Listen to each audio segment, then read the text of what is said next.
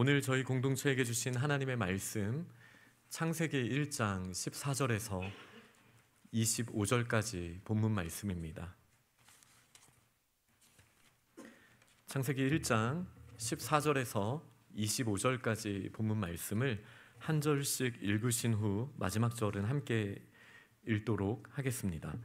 하나님이 이르시되 하늘의 궁창에 광명체들이 있어 낮과 밤을 나뉘게 하고 그것들로 징조와 계절과 날과 해를 이루게 하라.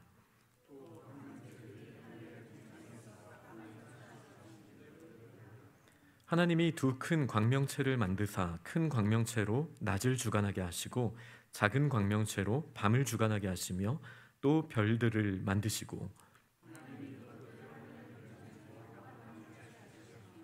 낮과 밤을 주관하게 하시고 빛과 어둠을 나뉘게 하시니 하나님이 보시기에 좋았더라. 하나님이 이르시되 물들은 생물을 번성하게 하라. 땅 위 하늘의 궁창에는 새가 나르라 하시고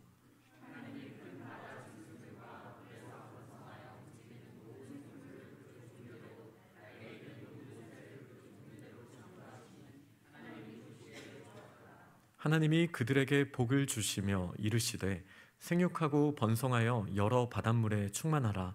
새들도 땅에 번성하라 하시니라. 하나님이 이르시되 땅은 생물을 그 종류대로 내되 가축과 기는 것과 땅의 짐승을 종류대로 내라 하시니 그대로 되니라. 하나님이 땅의 짐승을 그 종류대로 가축을 그 종류대로 땅에 기는 모든 것을 그 종류대로 만드시니 하나님이 보시기에 좋았더라. 아멘. 네, 오늘은 임재, 영화로우신 주님의 충만하심이라는 제목으로 하나님의 말씀을 함께 나누겠습니다. 하나님의 창조가 우리가 혼돈을 질서로 바꾸시고 그리고 공허함을 충만함으로 바꾸시는 하나님의 전적인 사역이셨음을, 하나님의 놀라운 일이었음을 우리가 계속 나누고 있습니다. 이제 지난주까지 3일차 하나님께서 어떻게 틀을 만드셨는지를 우리가 보았다면 오늘 읽은 네 번째 날, 다섯째 날, 여섯째 날은 하나님께서 그 만들어주신 질서 가운데 어떻게 하나님의 충만하심을 채우시기로 작정하셨는지가 본문에 잘 나타나 있다라고 말할 수 있습니다. 첫째 날 빛이 있으라 말씀하셨으니 그 형태가 만들어졌죠. 그리고 넷째 날 빛의 실체를 하나님께서 두시게 됩니다. 그러니 첫째 날 혼돈을 질서로 만드신 빛의 영역이 넷째 날 이제 정확하게 드러나게 되고 하나님의 영광이 채워지게 되는 모습으로 보여지고요. 둘째 날 하늘과 바다를 나누셨듯이 다섯째 날에는 하늘의 생물들과 바다의 생물들을 채워 넣으셨음을 우리가 볼 수 있습니다. 셋째 날 하나님께서는 땅과 바다를 경계선을 명확히 두시고 땅을 드러나게 하셨죠. 그리고 그에 이제 상응하는 여섯째 날에는 땅 위에 모든 생물들을 하나님께서 창조하셨음을 명확히 드러내셨습니다. 그러니 하나님께서는 분명히 혼돈을 질서로 바꾸시고 그리고 공허함을 체험으로 바꾸셔야 했던 목적이 명확하게 있었던 것이라고 우리는 말할 수밖에 없습니다. 창조의 유일한 동력, 원인이 무엇입니까? 우리는 한 분 하나님 외에는 찾을 수 없습니다. 우주의 시작이 있고 이 세계의 시작이 있습니다. 시작이 있다라는 것은 이 물질계를 뛰어넘는 어떤 절대적인 존재를 우리는 당연히 상정할 수밖에 없는 것이죠. 하지만 그 창조의 끝에는 무엇이 있습니까? 바로 사람의 창조가 있다라는 사실을 기억해야 합니다. 이 끝이라는 표현은 어떻게 보면 창조의 목적이라고도 말할 수 있겠죠. 하나님께서 왜 혼돈을 질서로 만드셨어야 했나요? 왜 공허함을 또 하나님께서 충만함으로 바꾸셨어야 했나요? 그분에게 필요해서가 아니죠. 바로 그분의 형상으로 창조하신 우리들은 혼돈에 살 수 없고 공허함 가운데 살 수 없기 때문에 우리를 위하여 6일 동안 하나님께서 순서대로 준비해 주셨다. 그 과정들을 통해서 우리는 사랑하는 사람을 위해 마치 선물을 준비하는 것 같은 꼼꼼함과 하나님의 마음이 사실 느껴지는 것 같습니다. 그래서 창조의 끝에는 우리 사람들이 있다. 그러니 해와 달과 별들도 다 주님의 것이지만 누구를 위한 주님의 것입니까? 우리를 위한 주님의 것. 이 바다와 산과 하늘과 그리고 그 안에 충만한 모든 것들 누구의 것입니까? 다 하나님의 것이죠. 시편 24편 1절의 고백대로 땅과 그 세계에 충만한 모든 것은 다 여호와 하나님의 것임은 분명합니다. 하지만 그것은 이제 창세기 창조의 원인을 생각했을 때 우리는 당연히 그런 고백이 나올 수 있지만 창조의 끝을 생각한다면 누구를 위한 것입니까? 라는 고백을 해볼 수 있는 것이죠. 자, 누구를 위한 것입니까? 네, 우리를 위한, 너무나 사랑하셔서 인격적인 관계로 만드신 우리를 위해 하나님께서는 제3일 동안 혼돈을 정돈으로 바꾸셨고 또 나머지 3일 동안 또 공허함을 충만함으로 바꾸셨다라는 사실을 우리가 본문을 보면 명확하게 알 수 있습니다. 그런데 이제 이 본문 안에서 조금은 더 구체적으로 한번 보고 싶습니다. 넷째 날 하나님께서는 하늘의 궁창에 이제 광명체들을 만드셨다라고 말씀하십니다. 이 광명체를 큰 광명체와 작은 광명체 그리고 별들을 만드셨음을 이야기하고 있습니다. 그러면서 왜 그렇게 하셨는가에 대한 설명을 낮과 밤을 나눠서 주관하게 하시기 위하여 만드셨다. 여기서 이제 주관하다라는 표현은 어떤 다스린다, 통치한다 라는 그 주도권을 또 가지고 있는 것이죠. 하나님께서는 이 광명체들을 통하여 낮과 밤을 나누셨을 뿐만 아니라 주관하게 하셨습니다. 그리고 징조와 계절과 날과 그리고 해를, 그러니까 하루와 1년을 이렇게 광명체들을 통해서 우리에게 보여주신다. 이게 창세기 1장의 선포입니다. 징조라는 것은 이 단어의 느낌 때문에 약간 점성, 이렇게 별을 보면서 뭔가 점치는 듯한 느낌을 우리가 가질 수 있지만 이 말 자체는 사인입니다. 어떤 표지, 하나님께서 무언가를 보여주시는 거예요. 우리가 별을 보면 뭐를 볼 수 있습니까? 일단 가장 쉽게는 고대라고 생각한다면 방향을 볼 수 있죠. 어느 쪽이 북쪽인지는 우리가 북극성을 보면은 알 수 있습니다. 분명히 하나님께서 하늘에 두신 이 천체들은 우리에게 무언가를 드러내고 있습니다. 예를 들어 태양이 뜨고 지는 걸 통해서 우리는 무엇을 알 수 있습니까? 하루라는 시간의 구분을 알 수 있는 것이죠. 그리고 지구가 열심히 태양을 한 바퀴 돌면은 우리는 1년이 되었다라는 것을 알 수 있는 것입니다. 이렇게 하나님께서는 천체들을 통하여 계절과 일과 해와 그리고 징조, 그러니까 사인을, 방향을 포함해 때로는 하나님의 메시지도 있죠. 별들 한번 보신 적 있으세요? 이렇게 집중해서 한번 보신 적 있으세요? 어렸을 때 저는 한국에서 은하수를 본 기억은 별로 없지만 우리 장로님 권사님들은 어쩌면 보셨겠다라는 생각도 듭니다. 이 별들을 자세히 관찰하다 보면 그 안에 있는 메시지들을 우리가 볼 수 있습니다. 물론 그 안에 깃들어 있는 하나님의 영광을 우리는 바라볼 수도 있어요. 그러면서도 아브라함에게처럼 구체적으로 별들을 보렴. 내가 너에게 약속한 자녀가, 너의 자녀들이 저 별들만큼이나 충만하게 될 거야 라는 약속을 주셨던 것도 별들을 보고 사인을 주셨던 게 명확하죠. 마치 그리고 또 동방 박사들이 별을 보고 예수님을 찾아온 것처럼 분명히 하나님께서는 넷째 날 창조하신 천체들을 바라보게 하시고 우리에게 무언가를 알려주시기를 원한다. 그 중에 가장 단순하게는 질서겠죠. 밤하늘만큼 질서로 가득 차 있는 세계가 또 있을까요? 마치 시계처럼 딱 짜여져서 돌아가는 아주 정돈의 모습으로 하나님의 진리를, 질서 있으심을 명확하게 보여주는 우리 하늘의 세계가 천체들로 채워져 있다는 것을 저희는 알고 있습니다. 그러니 하나님께서는 시간과 어떤 여러 가지 보여주시는데, 이를 통해 우리는 하나님은 천체를 창조하시고 우리에게 하나님의 질서를 보여주신다라는 고백으로도 할 수 있겠습니다. 그러면서도 두 번째는 땅을 비추는 역할을 이 광명체들을 통해서 하게 하셨습니다. 하늘에 두셨어요. 궁창에 두셨다라고 표현을 합니다. 왜 그렇게 높은 곳에 두셨습니까? 이 땅의 모든 곳에 그 온기가 혹은 빛이 비춰져서 하나님의 은혜를 내려주시기 위해서 광명체들을 높은 곳에 두셨다라는 사실을 우리는 기억해야겠습니다. 그러니 우리가 광명체들을 보면서 질서가 있구나를 깨달을 뿐만 아니라 내가 이렇게까지 사랑을 받는구나. 태양이 낮은 곳에 있었으면 어땠을까요?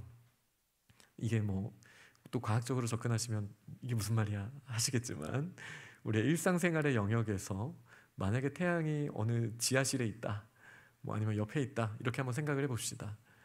어딘가는 너무 뜨거울 것이고 어딘가는 전혀 빛이 비춰지지 않는 사각지대가 생기겠죠.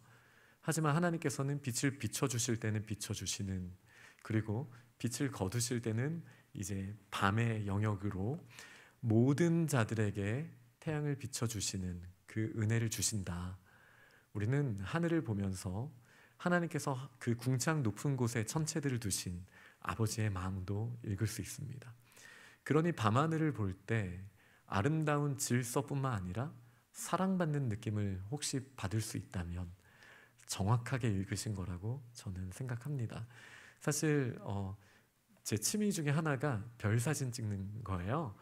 그래서 오늘 설교 때 이 내용을 할 때 영상을 좀 틀어볼까 했는데 이게 정확하게 보여지지 않을 것 같아서, 만약에 기술적으로 가능하다면 이번 주 중에 홈페이지에 제가 밤하늘 사진을 한번 링크를 좀 올려보도록 하겠습니다.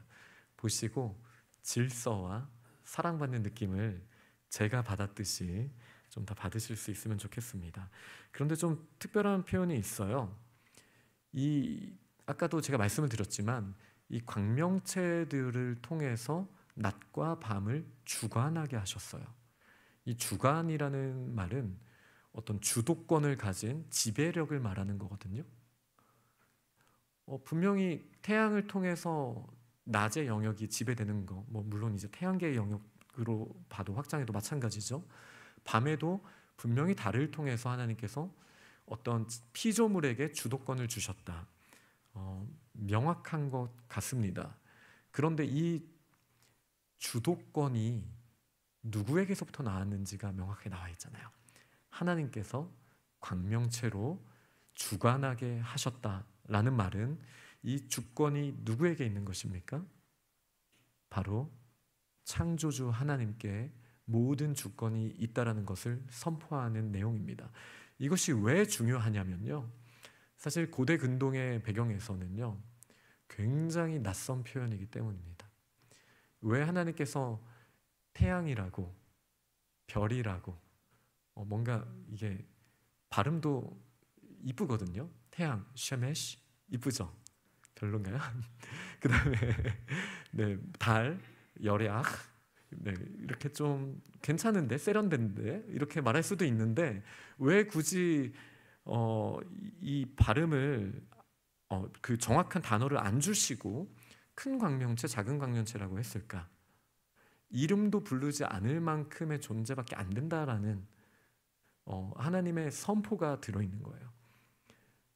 고대 근동의 모든 도시들은요 태양신과 달과 별들을 섬겼었습니다. 뿐만 아니죠, 하나님이 창조하신 바다와 땅과 그리고 하늘을 섬겼어요. 말도 안 되는 것이죠. 그 중에 우리에게 너무나 큰 영향을 주는, 빛도 비춰주고 에너지도 주는 이 태양 같은 경우도 그냥 하나님께서 위임하셔서 주관하게 하신 피조물일 뿐이다 라는 선포를 분명하게 하신다. 이 사실을 우리는 기억해야 합니다. 그러니 다시 우리가 천체를 보면서 혹은 우리 각자에게 연구하게 하신 모든 자연의 영역을 바라보면서 우리는 그 질서를 볼 수밖에 없고요. 질서가 없다면 연구를 할 이유가 없죠.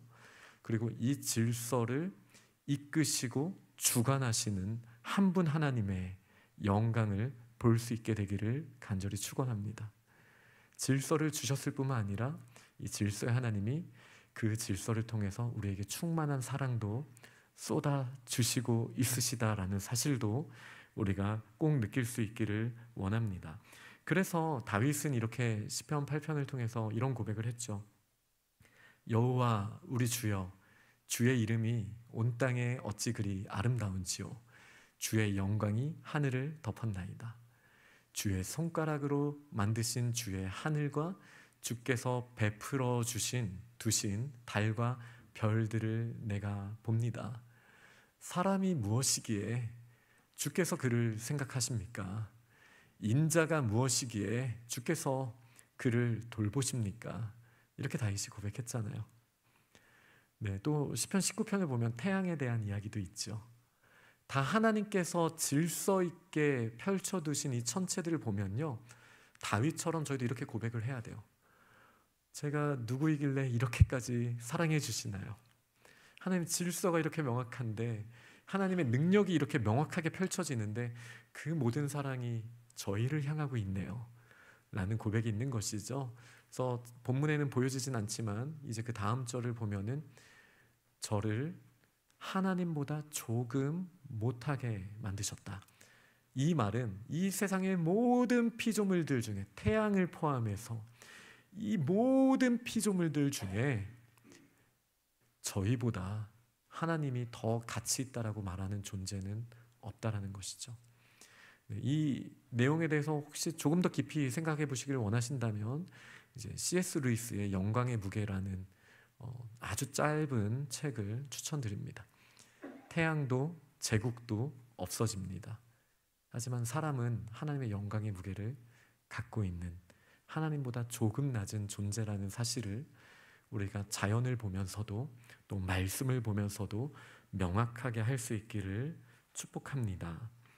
이제 다섯째 날, 여섯째 날을 좀 같이 보려고 합니다. 다섯째 날에는 아까 말씀드린 것처럼 궁창의 새들과 바다의 큰 생물, 그 탄닌, 리워야단 혹은 용 같은 저희가 봤을 땐 끔찍하지만 하나님이 봤을 때는 바다 안에 있을 때는 그냥 애완동물 같은 그런 아주 강력한 동물들을 포함한 모든 생명체들을 하나님이 창조해 주셨습니다. 여섯째 날에는요, 하나님께서 땅에 있는 모든 가축과 짐승과 기는 것들, 모든 생물을 하나님께서 각 종류대로 바다와 하늘과 땅의 생물들로 채워 넣으셨다라는 것을 우리가 보게 됩니다. 그런데 넷째 날과는 조금 대비가 됩니다. 첫 번째, 복을 주신다라는 표현이 이 다섯째 날, 여섯째 날, 그리고 나중에 볼 일곱째 날에 나오게 됩니다. 사실 창세기에 창조한다라는 단어는 4번밖에, 창세기 1장 1절에서 2장 4절까지 사이에 4번밖에 안 나옵니다. 창조의 중요한 기사가 있는데 4번밖에 안 나오는데요, 그 선포적인 창세기 1장 1절 태초에 하나님이 천지를 창조하시니라를 제외한 나머지 3번의 경우는 어떤 단어와 세트가 되냐면요, 바로 복을 주신다라는 표현과 창조하신다라는 단어가 같이 나옵니다. 그러니 이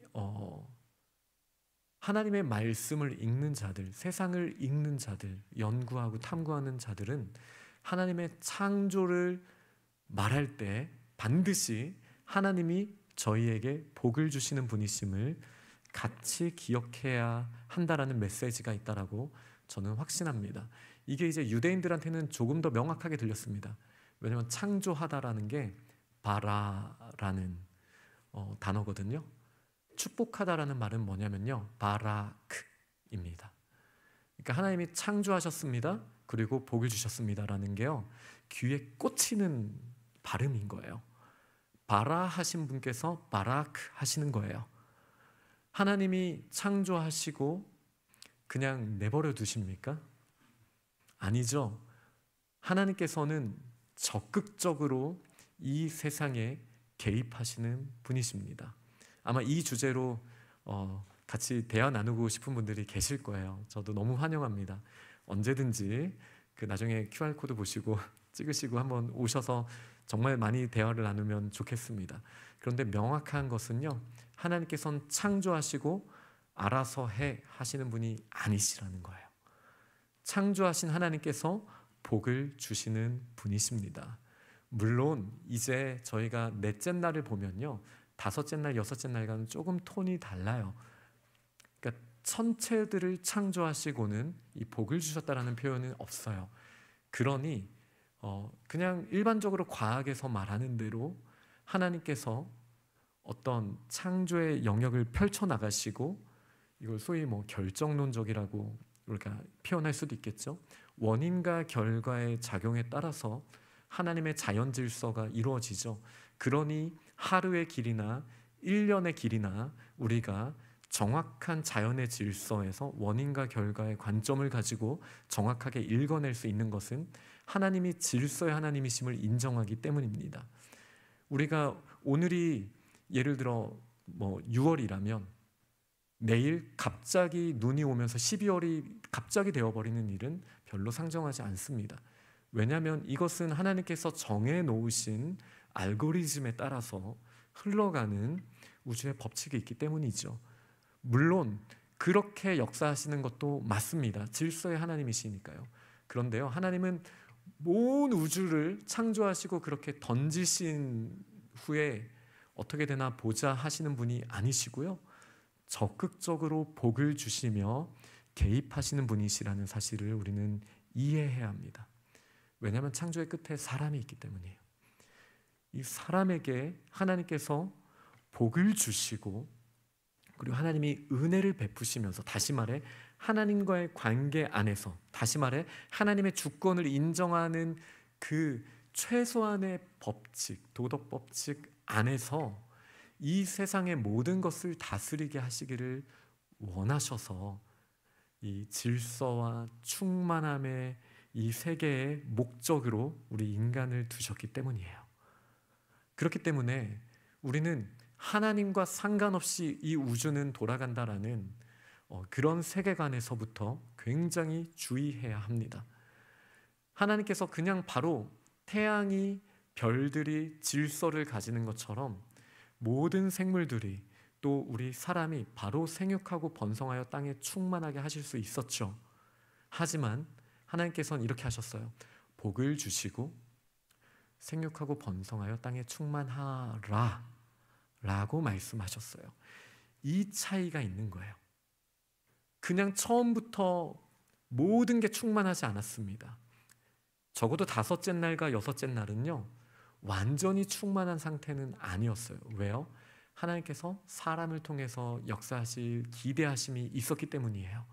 그렇기 때문에 다섯째 날, 여섯째 날은 넷째 날과 다르게 하나님의 충만함이, 정확한 주권이 위임되어서 정확하게 나타나는 게 아직까지는 보여지지 않죠. 하나님의 역사가요, 충만케 하심이 과정을 통해서 이제 나타나게 되기를 하나님 원하셨어요. 거기서 키워드는 복입니다. 하나님이 복을 주시고 말씀하시는 거예요. 생육하고 번성하여 땅에 충만하라.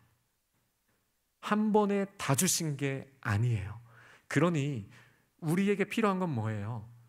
그 복, 하나님과 연결되어 있는 상태, 하나님의 주권을 인정하는 상태, 우리가 그 하나만 붙들고 나아가면 마치 우리가 그리스도의 장성한 분량에 이르기까지 성장하기를 원하시는 우리 주께서 첫 창조의 모습 가운데에도 그 우리의 섬김을 통하여, 우리의 하나님의 주권을 인정하는 그 지혜 가짐을 통하여 하나님의 나라가 생육하고 번성하여 땅에 충만하는 역사를 이루셨을 줄 믿습니다.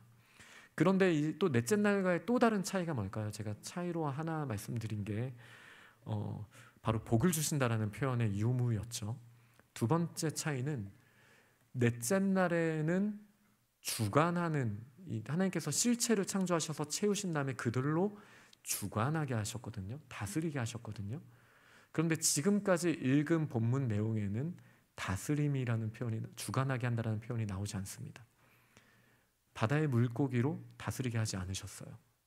하늘의 새로 다스리게 하시지 않았어요. 땅의 짐승들로 다스리게 하지 않으셨어요. 왜죠?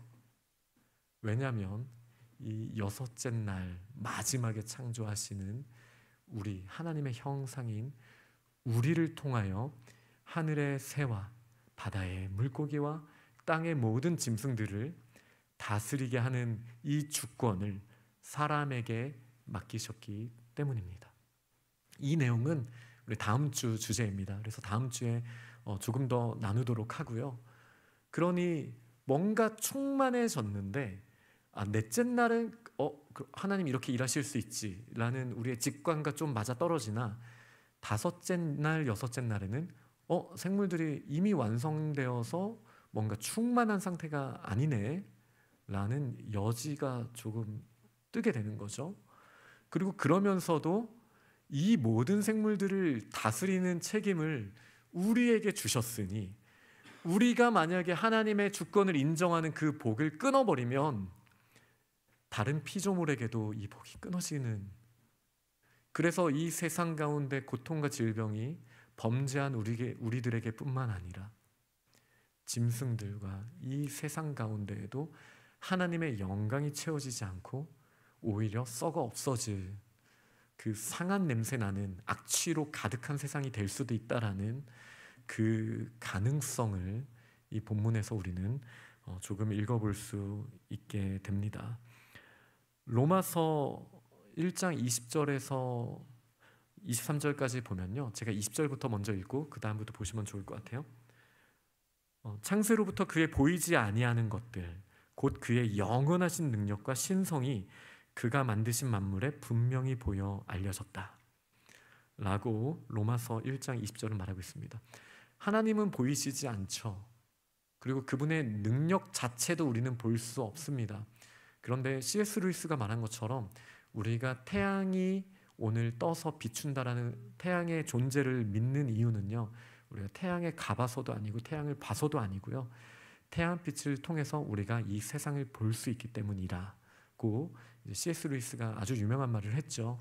근데 이 말처럼 사실 우리는 하나님의 신성, 하나님의 그 거룩하심, 신적인 그 하나님의 그 속성을 우리는 볼 수 없죠. 우리는 육에 있기 때문에. 그리고 하나님의 그 엄청난 능력도 볼 수는 없지만 그분의 창조하신 이 세상을 보면 알 수 있는 거예요. 태양빛을 통해서 우리가 세상을 보는 것처럼, 그럼 당연히 태양의 존재를 우리가 인정할 수밖에 없는 것처럼, 이 질서 있는 세상을 통해서 우리는 질서의 하나님, 그리고 하나님의 사랑이 위에서부터 비가 내리고 이슬이 내리고 햇빛이 내려지는 이 질서에서 끝나는 것이 아니라 이 질서가 사랑으로 연결되는 이 모든 과정을 통해서 우리는 하나님이 어떤 분이신지 알 수 있는, 이것을 핑계하지 못할 정도로 모두에게 햇빛을 비춰주시는 거예요. 그런데 뭐라고 합니까? 하나님을 알되 하나님을 영화롭게 하지도 아니하고요, 감사하지도 않는 거예요. 오히려 그 생각이 어떻게 됩니까? 허망하여지는 거예요. 다시 하나님의 것으로 충만하였던 우리가 우리의 마음에서부터 하나님의 영역을 쫓아내고 공허함으로, 허망함으로, 무너질 것들로 채워지게 되고, 그래서 하나님의 지혜가 있었던 우리가 미련하게 되는 것이죠. 그리고 하나님의 빛이 비춰졌던 저희에게 다시 흑암이 오게 되는 것입니다. 왜 그렇게 되는 것이죠? 하나님의 복을 우리가 끊었기 때문이에요. 하나님 없어도 된다고 말하는 거예요. 바로 22절에 말하는 것처럼 스스로 지혜 있다 하기 때문이에요. 태양이 과연 고대 근동 사람들이 여겼던 것처럼 신입니까? 아니죠. 하지만 태양이 분명히 다스리는 역할을 위임받았습니다. 그 누구도 태양이 없다고 말하거나 태양은 중요하지 않다라고 말할 수는 없습니다. 하지만 우리가 태양을 보며 하나님이 주신 지혜로 하나님의 영광을 볼 수 있어야 돼요. 그런데 어느 순간 태양을 보며 하나님의 영광을 바라보지 않고 우리는 저 태양이 우연히 있어 라든지 아니면 태양에 대해서도 생각 안 하거나 태양을 포함한 모든 피조물들 가운데 나를 지켜줄 것 같은 무언가를 의지하는 상황이 된다라는 것이죠. 왜죠? 하나님의 지혜로부터 우리가 떨어져 나왔기 때문이에요. 그러니 하나님의 지혜가 아니라 내 생각, 내가 스스로 지혜 있다라고 말하는 것이죠. 이게 어떤 문제이죠? 바로 하나님의 주권을 인정하지 않는 거예요. 하나님의 왕되심을 창조가 하나님으로부터 됐고 천체들에게도 하나님이 위임하셨고 이 모든 주권이 하나님으로부터 나오고 그리고 생명체들이 번성하는 것조차도 하나님이 복을 주시니 가능하다라는 정확하게 선포된 이 하나님의 질서가 다 무너지고 나의 생각 가운데 하나님을 향한 경외함과 하나님을 향한 열망과 사랑은 다 사라지고 허망하여지고 나 혼자 남는 거예요. 내가 주권자야. 내가 다 할 수 있어. 스스로 지혜 있다라고 말하는 거예요. 그렇게 되니까 어떤 일들이 일어납니까? 썩어지지 아니하는 하나님의 영광으로 충만하였던 저희가 썩어질 사람과 새와 짐승과 기어다니는 동물 모양의 우상으로 바꾸게 되는 거예요. 이 말도 안 되는 거잖아요. 영존하신 하나님의 아름다우심, 영광이라는 표현이 낯선 분들도 있을 텐데 아름답다라는 표현이거든요. 그것도 가벼운 아름다움이 아니라 무거운 아름다움이라는 의미가 있어요. 그 가치 있는 하나님의 아름다우심을 값없이 저희에게 주셨는데 그것을 우리가 무엇과 바꿨어요? 썩어 없어질 것, 그것조차도 우상, 가짜 형상으로 바꾸고 우리가 그것을 갈망하고 사모하는 삶을 살게 되더라. 이게 얼마나 끔찍한 일입니까? 크리에이션이 다시 디크리에이션이 된 것입니다. 그러니 충만이 어떻게 되겠어요? 다시 공허함으로 가겠죠. 근데 이게 로마서는 이런 제가 그냥 정리해서 보여드리자면 저희들에게 더 이상 하나님의 신령한 은혜가 충만한 것이 아니라 나중에 로마서 1장 29절을 한번 보시면요, 여기에 뭐라고 표현이 되어 있냐면 정욕과 더러움과 불의와 추악과 악의가 가득하게 되었다. 너무 무서운 거예요. 이전과 같을 수가 없었던 거예요. 하나님이 틀을 만드시고 가장 좋은 것으로 채워주셨잖아요. 그러면은 이것을 우리가 끊어버렸어요. 하나님의 복을 끊어서 이 모든 것들이 우리가 그 밖으로 빠져나온 것이죠. 그러면 그냥 비어있는 상태, 그냥 뉴트럴한 상태면 참 좋은데 이미 틀이 만들어져 있고 하나님의 진리를 벗어났기 때문에 그냥 비어있는 게 아니라 온갖 나쁘고 더러운 것들이 우리 안에 가득 찬 상태가 된다는 거예요. 그러니 얼마나 끔찍합니까? 하나님의 가장 큰 아름다움을 가지고 있었던 저희가 그것을 스스로 벗어나서 세상에 썩어질 것들로 우리 안에 가득하게 채워놓고 있는 저희들의 모습, 이 디크리에이션 가운데 어떠한 소망이 있겠습니까? 저는 새 창조, 리크리에이션의 관점에서 이사야 8장과 9장 말씀을 좀 잠깐 나누고 싶습니다. 이사야를 통해 하나님께서 말씀을 주셨을 때 배경은요, 아수르, 제가 정말 만나고 싶지 않은 군대가 있다면 저는 아수르 군대입니다. 최악입니다. 정말 정말 무서운 사람들입니다. 무서운 사람인데 이 아수르가 한참 강해졌단 말이에요. 그래서 곧 이스라엘을, 그 유다를 삼키려고 하는 상황이었어요. 그때 이제 남유다 가운데에는 저 이스라엘과 아람을 의지해보자, 그 약간 방어선 같은 거거든요. 아수르는 가장 북쪽에 있고 유다 위쪽에 이스라엘과 아람이 있었으니까요. 같이 힘을 합쳐서 한번 좀 막아보자. 사실은 하나님께 무릎을 꿇어야 되는 유다 백성들이 이러고 있었습니다. 그때 이제 주셨던 말씀이에요. 그러므로 주 하나님께서 흉용하고 창이란 큰 하수, 메소포타미아는 두 강 사이의 땅이란 뜻이죠.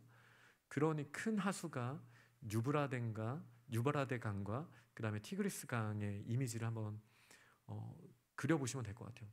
엄청난 큰 강들이 곧 아수르 왕과 그의 모든 힘이 그들을 뒤덮을 것이라. 유다를 다 덮어버리게 될 거예요.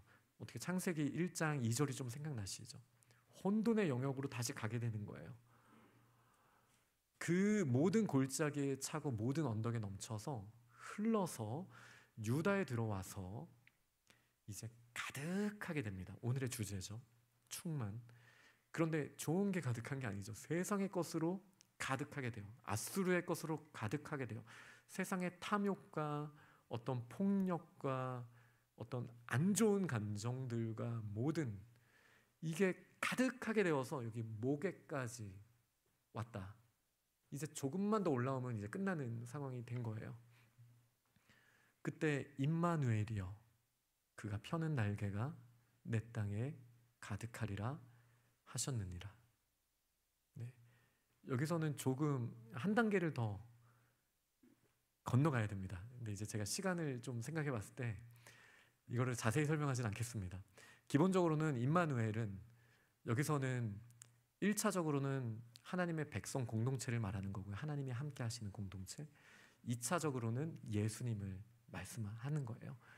궁금하신 분들은 나중에 성경 공부 같이 계속 신청해 주시면 되겠습니다. 그런데 이제 여기서 말하는 그는 하나님 주님을 말하는 거거든요. 주께서 펴는 날개가 내 땅에 가득하리라.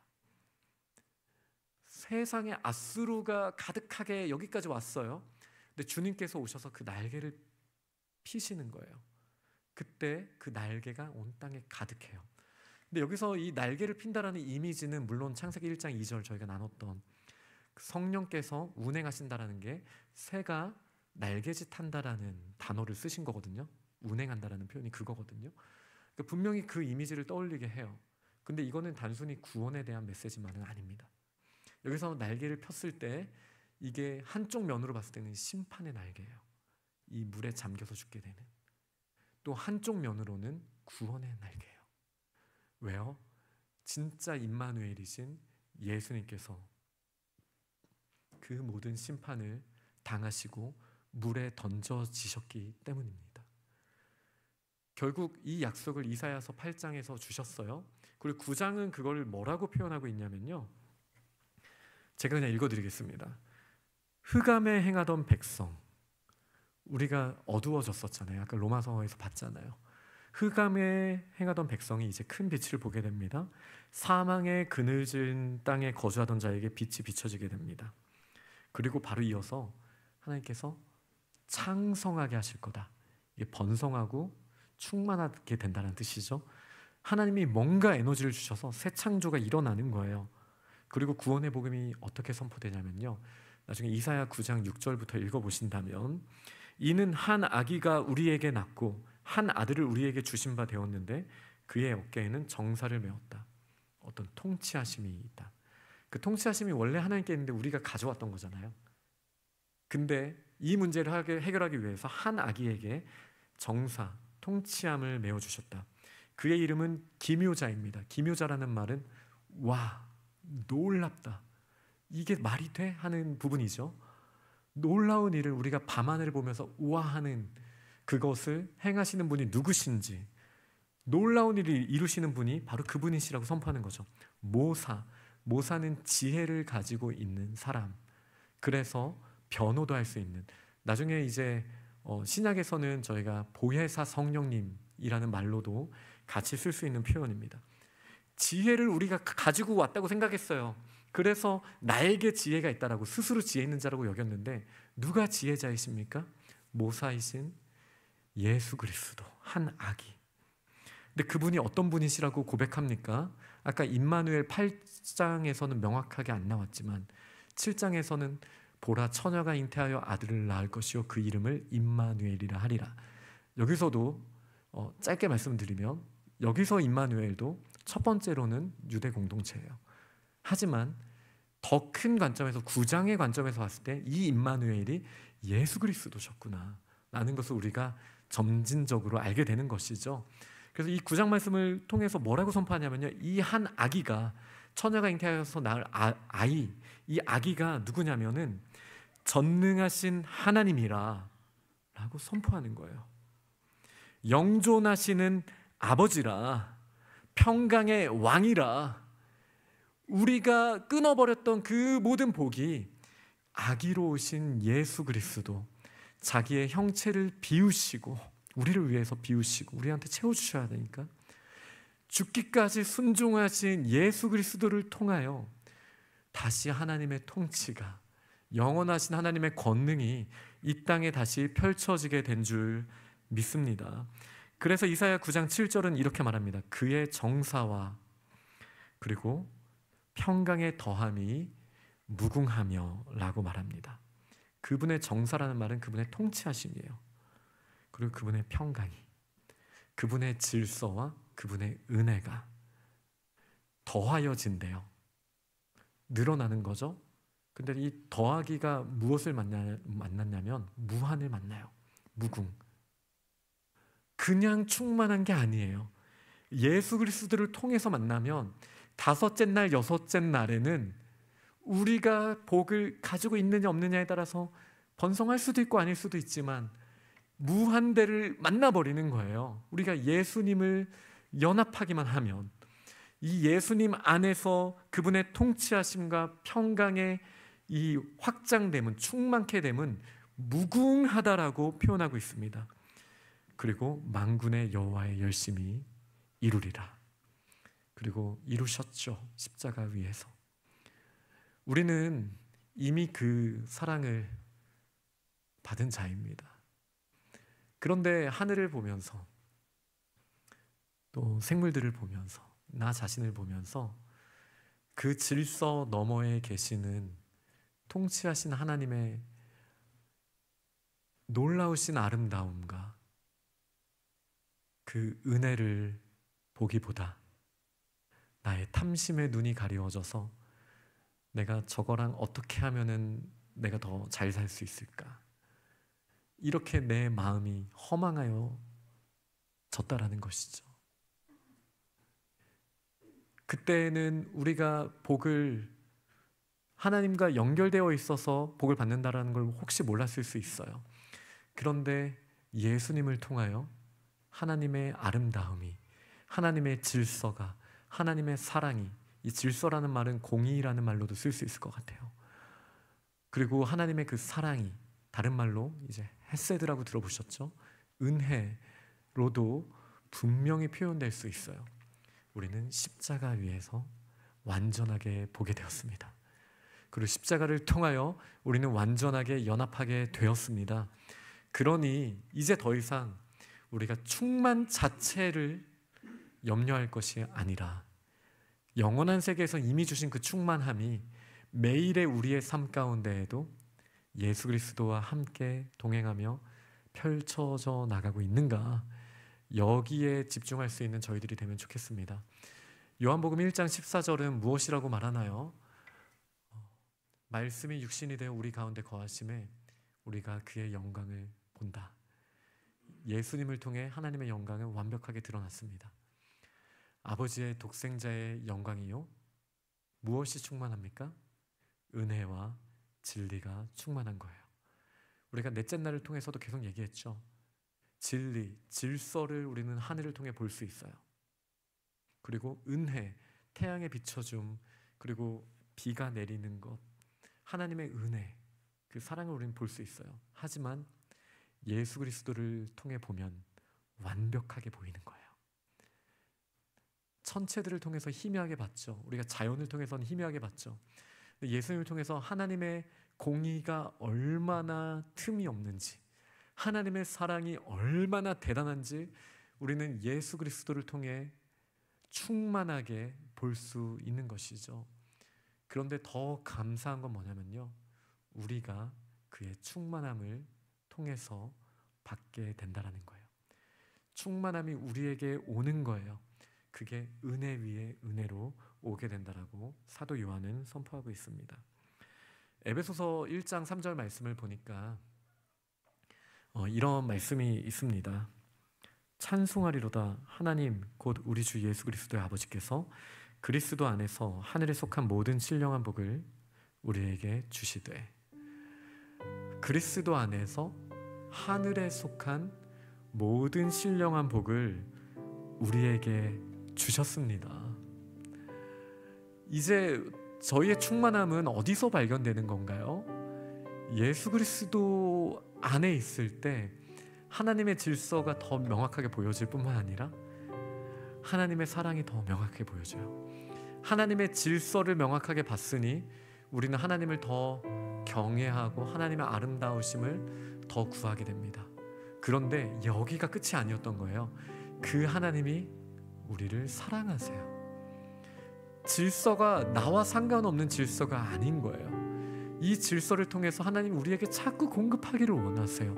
하늘에 속한 모든 신령한 복 우리에게 주시기를 원하세요. 우리가 그 사랑을 봐야 되는데 왜 자꾸 못 봅니까? 혹시 썩어 없어질 것을 자꾸 보고 있기 때문 아닌가요? 예수 그리스도를 바라보면 되는데 그분 안에 있는 하나님의 영광이 이미 충만하게 드러났는데 우리가 예수님보다 세상의 것을 자꾸 보고 있는 것 아닙니까? 하나님께서는 그 하늘에 속한 모든 신령한 복을 예수님을 통해 우리에게 주셨습니다. 그리고 같은 에베소서 1장에 23절 말씀을 보니까 이렇게 말합니다. 교회는 그의 몸이니 만물 안에서 만물을 충만하게 하시는 이의 충만함이니라. 우리 교회가 충만함이라고 하세요. 예수님이 충만한 분이시잖아요. 그분이 머리가 되시는 우리 그분의 몸된 교회, 우리 퍼듀 공동체가 그분의 충만함인 거예요. 물론 부족함이 있죠. 그런데 하나님의 이 충만함의 에너지가 우리 교회 안에 있습니다. 그리고 이것은요, 다음 주에 조금 더 나누겠지만 우리에게 다스리라는 위임을 통해서 펼쳐나가지게 돼 있어요. 땅끝까지. 교회를 통하여 하나님의 충만함을 맛보는 우리 공동체가 되기를 원합니다. 교회를 통해서 하나님의 질서가 얼마나 아름다운지도 알고요, 교회를 통해서 하나님의 사랑의 크기를 맛볼 수 있는 저희가 되면 너무나 좋겠습니다. 왜냐하면 그렇지 않으면 우리가 탕자의 형처럼 말하는 거예요. 자꾸 아버지는 저에게 염소, 어린 염소 하나도 주지 않으셨잖아요. 그때 아버지께서 뭐라고 말씀하십니까? 나의 것이 다 너의 것인데 라고 주님께서 말씀하시지 않았습니까?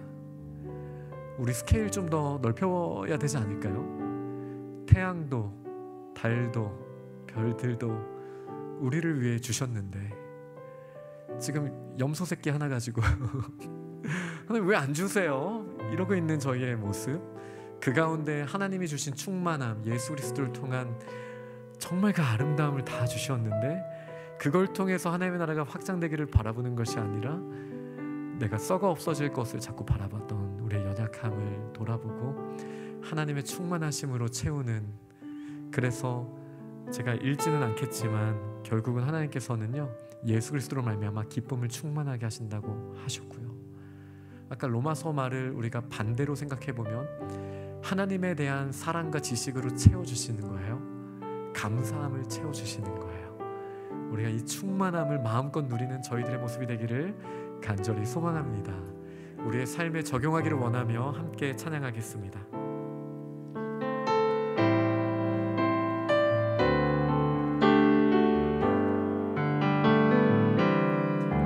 영광을 돌리세 우리 하나님께 존귀와 위엄과 능력과 아름다움 만방의 모든 신은 헛되이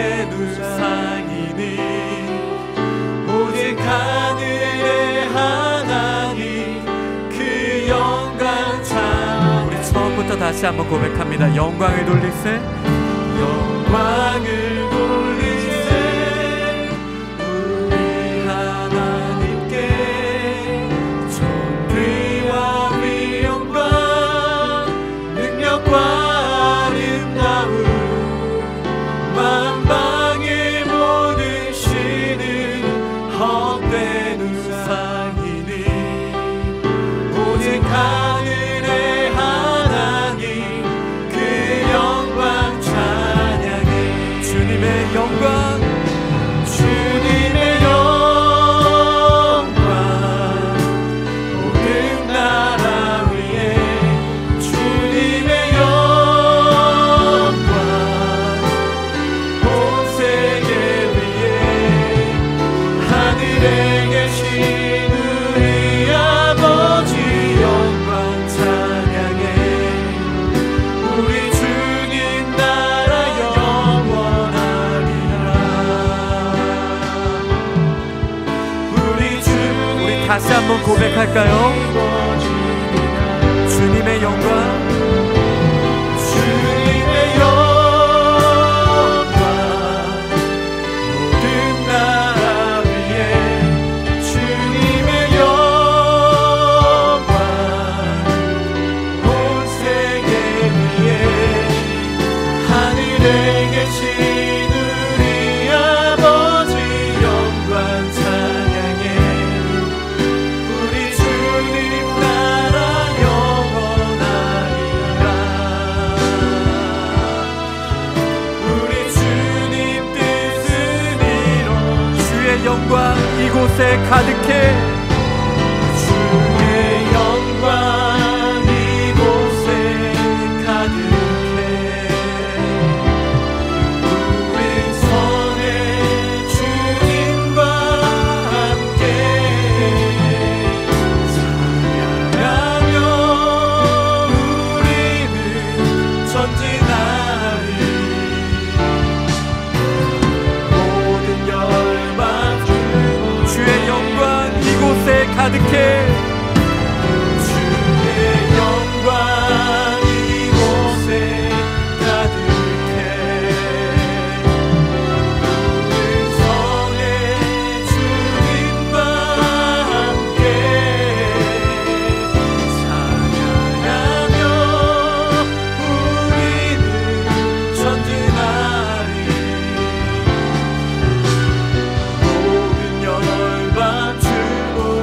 모든 열방 주볼 때까지, 모든 열방 주볼 때까지, 모든 열방 주볼 때까지. 제가 기도하겠습니다.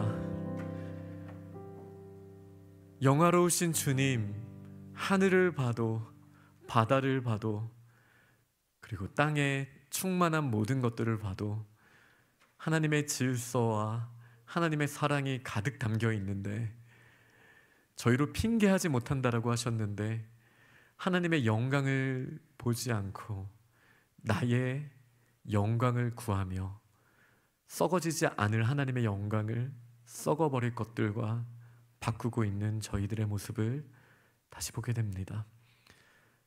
하늘과 바다와 땅과 거기에 충만한 것만으로도 하나님의 영광이 우리에게 충분히 보여졌지만 임마누엘, 그 날개를 십자가 위에서 펴신 예수 그리스도를 통하여 하나님의 진짜 영광을 충만하게 주셨으니 감사합니다.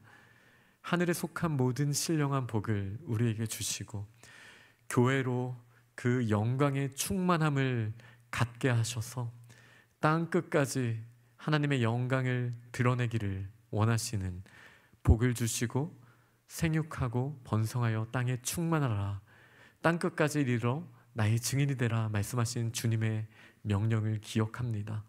하나님, 저희의 매일의 삶의 영역에서 헛된 것, 허망한 것으로 자꾸 우리의 마음을 채우고 있는 저희들을 불쌍히 여기시고 그리스도의 보혈에 깨끗게 죄사함의 역사가 능력이 있으니 그리스도의 보혈을 힘입어 하나님이 모든 더러운 짐을 내려놓고 성령의 충만케 하심으로 거룩을 채우는 저희들의 모습이 되게 하여 주옵소서. 날마다 하나님의 영광을 드러내는 삶을 꿈꾸게 하시고 모이기에 힘써서 함께 충만하심을, 하나님의 영광을 함께 한 목소리로 드러내는 주님의 몸된 우리 교회 퍼듀 한인 장로교회가 될 수 있도록 주님께서 은혜 주시기를 원합니다. 예수님 이름으로 기도합니다. 아멘.